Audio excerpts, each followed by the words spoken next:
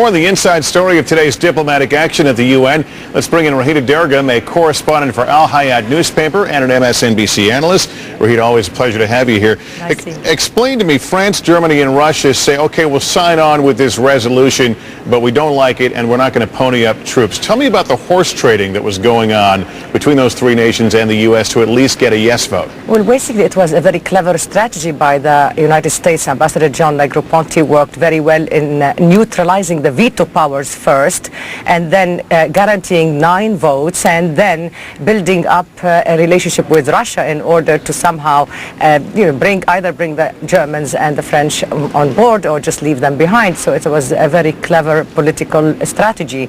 But what's important really is that this victory, as you called it, Lester, is not only about money and troops, which may come later. It's about bailing out an occupation and giving it a different name. This resolution does not call the military presence in Iraq occupation. It refers to the authority, the coalition authority. It legitimizes and authorizes the military presence of the United States in Iraq and gives wide-ranging authority to the United States to run Iraq as it wishes. And then what did the U.S. give up to get this? Now, we know there's this December 15th deadline to at least come up with a timetable for a constitution and elections.